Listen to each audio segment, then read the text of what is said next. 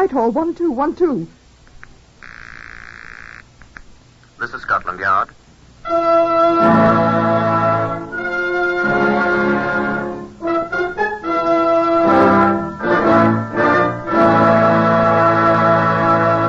For the first time in history, Scotland Yard opens its secret files to bring you the authentic stories of some of its most baffling cases. These are the stories, the unvarnished facts, just as they occurred, reenacted for you by an all-British cast. Only the names of the participants have for obvious reasons been changed.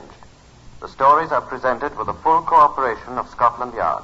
Research on Whitehall 1212 is prepared by Percy Hoskins, chief crime reporter of the London Daily Express. The stories for radio are written and directed by Willis Cooper. Here are the participants in case number 921MR421. Peter Williams, who boxed at 135 pounds. It's all right. It looked like your duty. Mrs. Jessie Fallowfield, his mother-in-law. It'll come out all right one of these days, I'm sure. Sir Brendan O'Neill, Home Office pathologist at Scotland Yard. We're doing the best we can do. Iris Williams, who resembled her mother. No, not to the police station. No. Chief Inspector Oscar Ford of Scotland Yard. On the morning of 19th November 1943, two engineers employed by a Bedfordshire town discovered something floating, half submerged, in the waters of the River Lee. Now, if you'll come with me down the corridor here to the Black Museum, I'll show you what they found. Come along, please. Now, this is Scotland Yard's Black Museum, of which you may have heard. Chief Superintendent John Davison doesn't seem to be here. Oh, John. Who is it? It's Austin Ford, John. Oh, be with you at once. Chief Superintendent Davison is the custodian of the Black Museum. Has a long and distinguished record with the Yard. Oh, good afternoon. Came in connection with the Williams case, John. Oh, yes. 921MR421. Up here on the shelf. Say, I hope you're not too disappointed in not finding skeletons and gory human bodies lying about in here. But they're in short stock with us. Yeah, this is it, Oscar. Actually, this isn't the Grand Guignol, you know. The articles filed away in here, all, of course, at some connection with one crime or another, but they're not particularly gory now. We don't keep them here to inspire writers of penny dreadfuls on the wireless at all. No, they're here for the use as reference items in our business of catching criminals. Examples, you see, of how certain crimes were committed. And I think you'd be amazed how much they aid our people in solving other similar ones.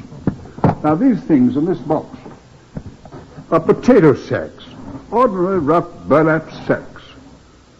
But potatoes come in. Other things come in them too, John. Yes, a dead body came in this one.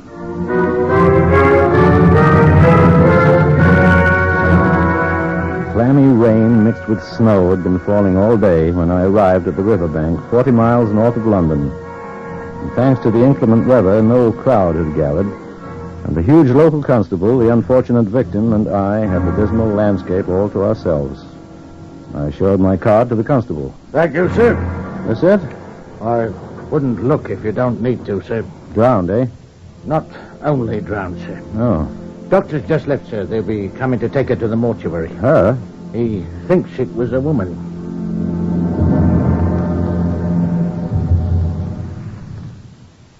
It was, of course, patent that the woman had died a violent death, to use the old cliché, at the hands of a person or persons unknown. Our job was not only to find that person or persons unknown, but first to establish the identity of the unfortunate young woman who had worn potato sacks as her ultimate garment. Now, homicide is a very personal thing. The relations between victim and killer that exist before the deed are most important in discovering the latter. But lacking identification of the victim, it's most difficult to establish what relations ever existed between the late unlamented and any other person in the world. So one might think that the secret of successful murder is to render your victim unidentifiable. But don't try it. It can't be done. We'll catch you. Sir Brendan O'Neill, the Home Office pathologist, told me to what extent the killer had attempted to prevent identification of the victim and thus of himself. There are no fingerprints, of course. I suggest that you have the bottom of the River Lee dragged at once. Already. See if you can find the missing hands. Already at that, Sir Brendan. No luck so far, though. Well, whoever she was, she wore false teeth, so there's no good trying that one. Teeth are missing, of course. Neither upper nor lower plate. Oh, they might be at the bottom of the river, too. In a foot of mud somewhere. Well, you'll never find them. I've never seen such a completely anonymous body in all my time, Oscar. No scars or moles, birthmarks, that sort of thing? Not a thing. I can tell you her height, though. 5 feet 3 inches. And her weight. Assuming that the missing arms weighed about 20 pounds, that'd make her 121 pounds. Let's say 120. Quite average brown hair, bobbed. Can't tell you what color her eyes were. No.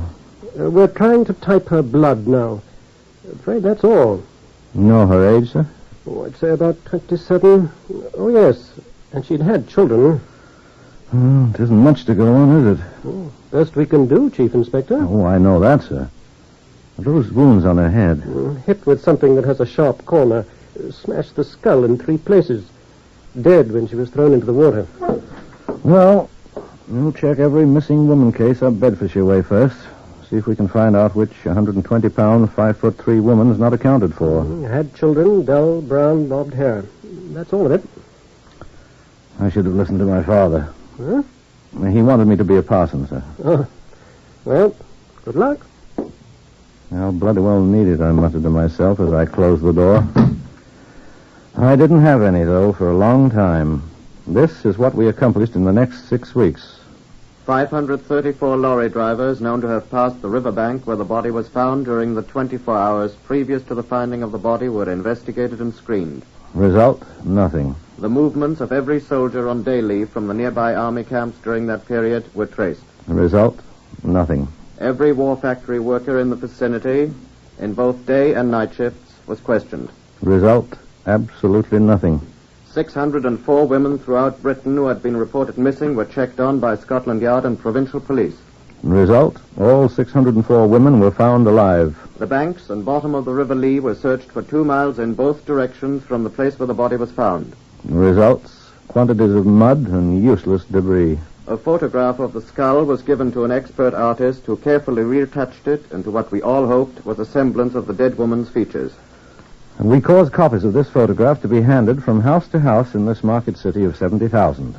We had the photograph exhibited on the screens at all the local cinemas.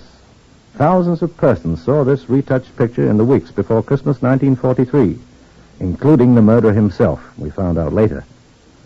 But the results were still nothing at all. On the day after Christmas, the coroner's order for the burial of the remains was signed. Case number 921MR421 was about to be stamped unsolved. As I was leaving the yard on the evening of that 26th, I ran into Chief Superintendent John Davidson, the Black Museum man. Have a good Christmas, sir, I asked. Not bad at all, Oscar. Very pleasant. You?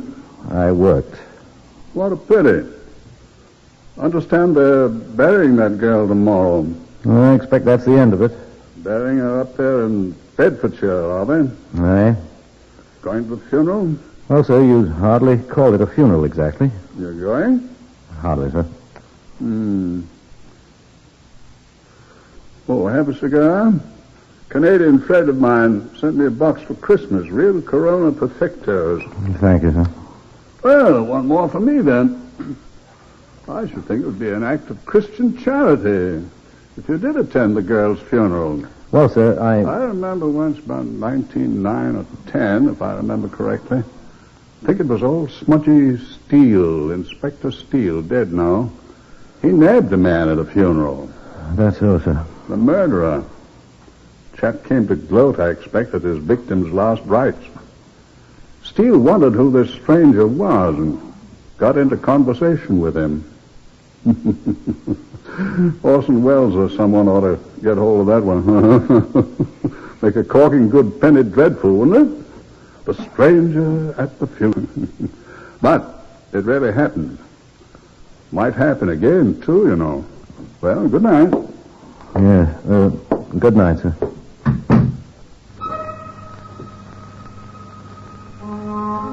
And so I rode 40 miles to a market town on a dismal day after Boxing Day, to a grimy little cemetery not far from one of the hat factories for which the town is celebrated. The 2 second assistant sextons were shoveling the frozen clods into the raw new grave as I walked away from there, with the huge constable and the young army chaplain who had been summoned away from a nearby officers' mess to officiate.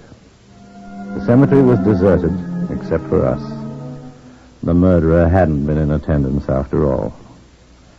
The big constable and I walked on past the hat factory whilst the young chaplain left to go back to his unfinished lunch. It was cold. Streets almost deserted. The policeman talked about the tug of war at the last summer's police game. I'll give you my word, sir. I never saw such a team as them blokes from the city police. Not a man less than 15 stone amongst them, and Cooplow, that anchor man. Well, that chap weighed not a pound less than 17 stone, and strong. A ruddy bull. Name of Brian O'Brien from Galway originally. I thought I should have died laughing, sir. The way that belt nearly cut him in two. Yeah. He sunk them great heels in and he huffed and he puffed. What's the matter with you, young lady? There's nothing the matter with her voice. Oh, now, what's the matter, dear? I want my mommy. Oh, she's lost. Best take her to the nearest police station, eh? Come along, young lady. No, please, no. Oh, she thinks you're going to throw her in jail. I'm not going to pinch your sister. You're lost, you see. Mommy lost. Probably swilling tea somewhere or else planted in the cinema. No, Mommy in London. Mommy gone. I want my mommy. Oh, that's jolly. Now what do we do, Constable? Mommy said she's coming home for Christmas, and Mommy not go. Poor little tyke. I want Mommy. Here, little girl. Little girl. What's your name? Well, look up at me. Here, let me see your face. What's the matter, sir? I have a hunch. Yes, sir. Now, don't let that kid get away. Yes. What's she done, sir? I'll show you in a second. Look, keep her quiet, will you, before we run in. Stow it, you little dolly. Oh! No, mustn't bite. Oh! Hurry up, sir, please. Oh, give her a sixpence or something. I'll find it in a minute. Here it is. Look at it. Look at it. Missy. Now, don't let her see it. Lord, love a ruddy duck. I want my You mommy. recognize the paper there? Of course, sir. We circulated thousands of these all over town. Well, tell me what it is. Darling. Yes, sir, it's the picture of the missing woman that you people at Scotland Yard had made up. What else do you see? Sir? I said, what else do you see? Oh! This little maniac, whose mother is missing, is the spitting image of the picture. All right. Come on, darling. We'll take you home. My mommy come home. Now, dear, your mummy can't come out now. We accompanied the little girl whose name we learned was Iris Williams, age 3, to her home, a short distance away. It was a modest 3-room flat occupied by a Mrs. Jessie Fallowfield, the child's grandmother, and her son-in-law, Iris' father, a member of the local National Fire Service unit. Little Iris retreated to the doorstep with an enormous slice of bread and wild bramble jelly, while Mrs. Fallowfield talked with us. Yes, I've been here only 2 weeks, you see. I didn't want to talk before little Iris. Her mother's away. My daughter. So we understand from Iris, Mrs. Fallowfield. Quite. I don't like to have to say it, but Jessie, my daughter, she has the same name as mine, and Peter, my son-in-law, didn't get on together.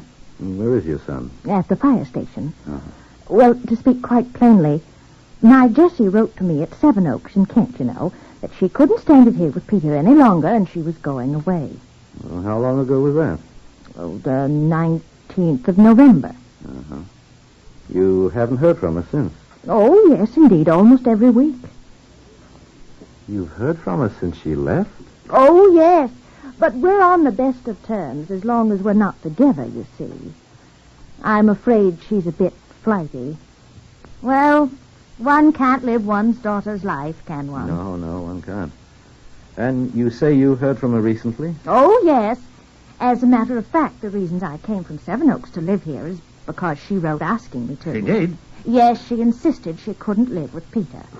But he needs to be taken care of, says she, and won't you go and make a home for him, Mother?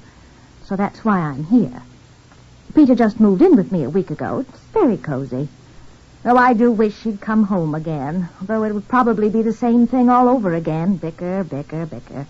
Oh, there's no peace in this world anywhere, is there? Well, I'm sure we're very sorry to have bothered you, Mrs. Fallowfield, but we were quite captivated by little Iris. I do hope she didn't hurt you. Oh, I better make sure to come and fix that up, ma'am. Iris was quite upset that her mother hadn't come home for Christmas. Oh, my, yes. Though Jessie wrote both Peter and me saying she couldn't make it. She was so busy there in Hampstead, the Christmas rush and all. The hairdresser, you said? Yes, but I'm afraid I don't know the name of the place. Well, it doesn't really matter since you're sure it was your daughter's handwriting in that letter. Well, I should think I'd be able to recognize that handwriting of hers. The hours I've spent trying to teach her to write tidily. Well, I hope you'll pardon our intrusion, Mrs. Fallowfield. We were so taken with dear little Iris. Yes. And rather alarmed about her mother. Oh? And I'm afraid that we, police officers... Suspicious. I'm sorry. Well, there's nothing at all to worry about my daughter, gentlemen. I'm quite sure that she's safe. Oh, I'm quite sure of that, madam. But her husband, your son... Oh, I'm sure. Oh, I wouldn't be surprised if that's Peter now. Peter? Hello, Ma. There's another letter from Jessie here. Oh, I'm sorry. These gentlemen are from the police, Peter. The police? About Jessie? I'm happy to see you, Mr. Williams. Oh, I'm Chief Inspector Ford of Scotland Yard. What's this about Jessie? Oh, don't be alarmed, Peter. Iris was blubbering in the street about her mummy being lost, and these gentlemen were afraid murder's been done or something equally horrid and brought her home. Oh, well, thank you, gentlemen. Mother, I must have tea early. I'm fighting tonight. My son is a boxer. You're a lightweight, I take it, Mr. Williams? 135 pounds, yes. Didn't see your name on the card. At the drill hall, eh? Yes. Slasher Rifkin broke his wrist this afternoon. I'm a substitute. Oh, I shall probably see you then. Too bad about Slasher. Good man, that. Saw him fight that Australian 4 weeks ago. Oh, I've beaten him twice. He can't stand up against a left-handed boxer. You're left-handed? Yes. Another letter from Jessie, Peter. Yes. The postman was just passing and he... Is that another example of your daughter's handwriting, Mrs. Fallowfield? Oh, yes. Oh, yes, of course. Did you ever see such writing? The girl will never learn. Nobody could ever imitate that writing. Well, gentlemen, I'm sorry that you've had to get mixed up in all this. My wife's a very charming girl, but... Oh, we quite understand. I hope you'll forgive our intrusion. Oh, it's all right. Looked like your duty, I suppose. Another one of those unfortunate affairs. I'm sorry about it, but, well, you're men of the world. You understand. Oh, yes, absolutely. Quite. It'll all come out right one of these days, I'm sure, though. It's all right, Mother Fallowfield. Hey, gentlemen, if you'll excuse me, I've got to have my tea now. Oh, of course. So sorry to have disturbed you, sir. And Mrs. Fallowfield? It's quite all right. Good night. Good night. Good night. Now, Peter, would you fancy a nice kipper, perhaps?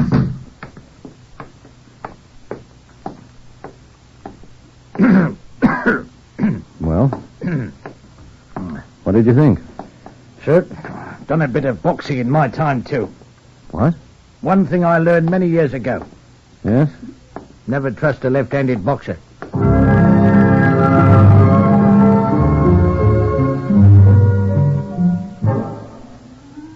I went back to London completely baffled at this turn of events that had suddenly reopened a case that should have been closed in that wintry little graveyard. Here was almost indubitable proof that the woman we had buried was still alive and in constant communication with her husband and her mother. The letter from her had arrived on the very day I had seen her body committed to the frozen ground. It was impossible, obviously. Well, at my desk at Scotland Yard the next morning, I arranged to have every known hairdressing shop in Hampstead and the whole north of London investigated to find if any employed a girl named Jessie Williams or Jessie Fallowfield. I'd caught the return address on the envelope in the Fallowfield flat, and it said, Jessie Williams, Hampstead. Hampstead. Spelled that way without the P. Hamseead.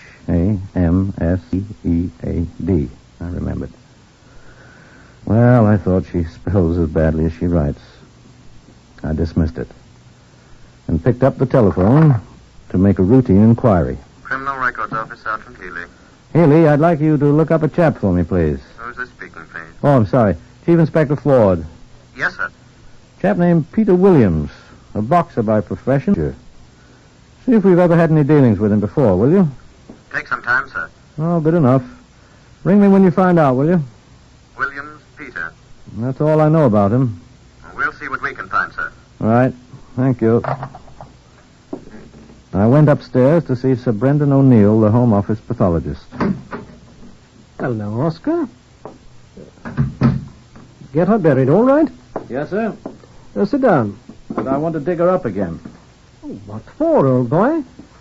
Can it be done? Well, of course, if there's sufficient reason. I need to know one or two things. Well, it's unusual, but... The case isn't closed yet. I saw to that. Well, if her relatives don't raise the row... We haven't been able to find any relatives, sir. Oh, that's right, isn't it? Well, that case, dig her up. Right, sir. Then we can have her sent down here, and I'll need your personal assistance, Sir Brendan. For what? I want to find out some things. Well, I can't tell you her name, Oscar. Perhaps I can. What do you want me to do, then? Help me to find a very clever murderer, sir.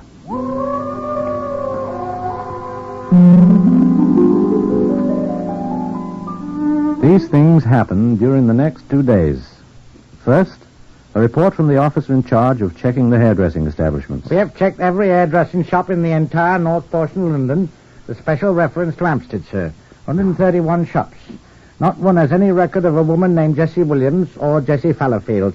There was only one Jessie among them all, a Mrs. Jessie Forrester, aged 61. She was obviously not the person we was after. Thank you, Sergeant. Yes, sir. A report from the Criminal Records Office of Scotland Yard. Sergeant Healy speaking, sir. We checked thoroughly on your boxer, Peter Williams. Find anything on him? Yes, sir. He's been up twice. Convicted. Penal servitude in both instances. Good. That all, sir? Yes. Oh, no. What was he charged with? Forgery, sir. A final visit to Sir Brendan O'Neill's laboratory. Here's the report, Oscar. She was struck twice on the head with a flat object, like a wide metal bar or a heavy, narrow wooden plank. The instrument was of an undetermined length, but the marks on the skull indicate that it was 3 7/8 inches wide, at the point where it was struck into the skull. Very good indeed, Sir Brendan. How about the other experiment? Well, they're still working on that. Looks rather silly, doesn't it? I think you were right. Will you be able, do you think, to swear to it if you find I'm right, sir? Well, if results continue this way, we shall. You sent for me, Sir Brandon? Oh, yes. You're Hayes, aren't you? Yes, sir. Right or left-handed, Hayes? Left-handed, sir. Good. Over on that side, they'll call you when they're ready, Hayes. Yes, sir. Would you like to take a little trip up to Bedfordshire with me, Sir Brendan?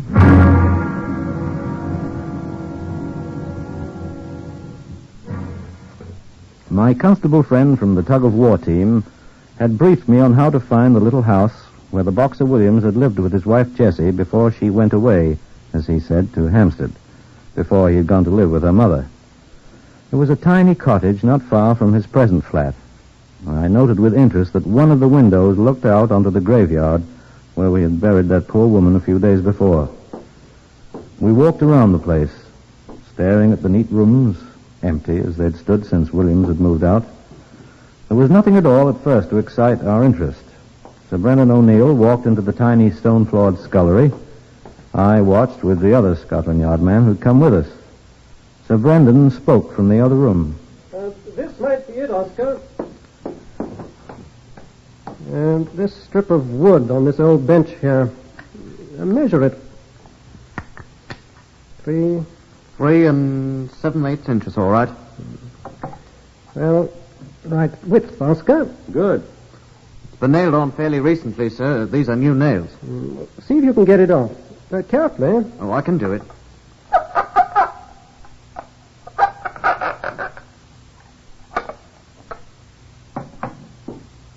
Hand me the parcel, Oscar.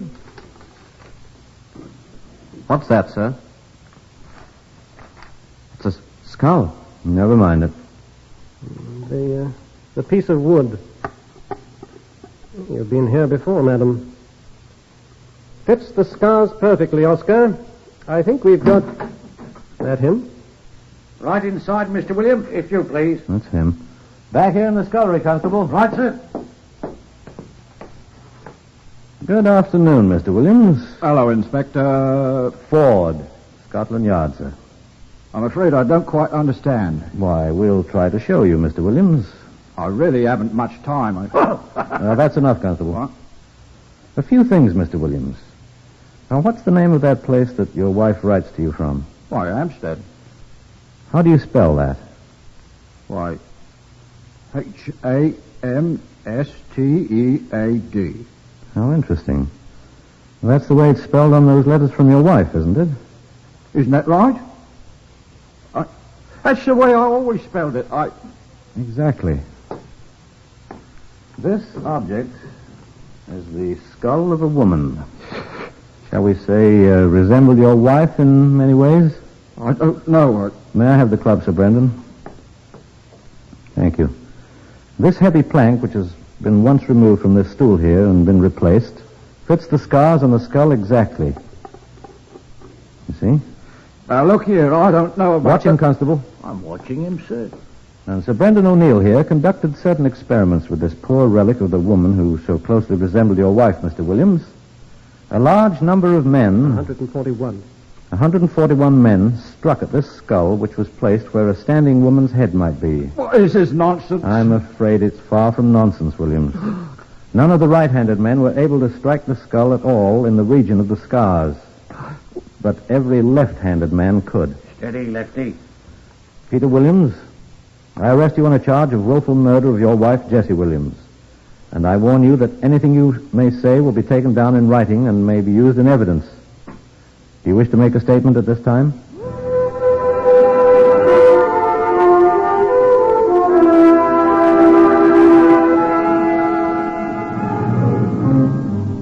The evidence was incontestable. At the trial, the testimony of handwriting experts proved that Williams had written the letters purportedly coming from his wife after her death. The days on which these letters had been posted were in every case the days on which Williams had been off duty, the only days on which he had been able to go to London for that purpose. It was demonstrated in court that only a left-handed man could have struck the fatal blows. The testimony of more than a dozen acquaintances of the couple provided the motive for the murder. And in a dramatic break with his counsel in open court, Williams shouted out his confession that he had indeed committed the brutal murder. He was sentenced to be hanged, and the sentence was executed on May Day, 1944.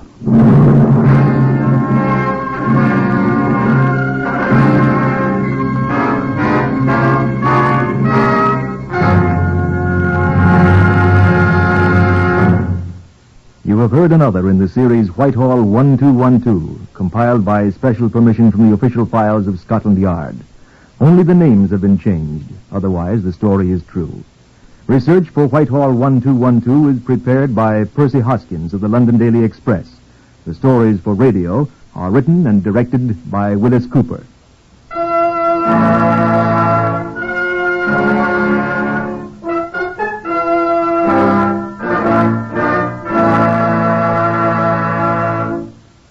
Three chimes mean good times on NBC. There's it.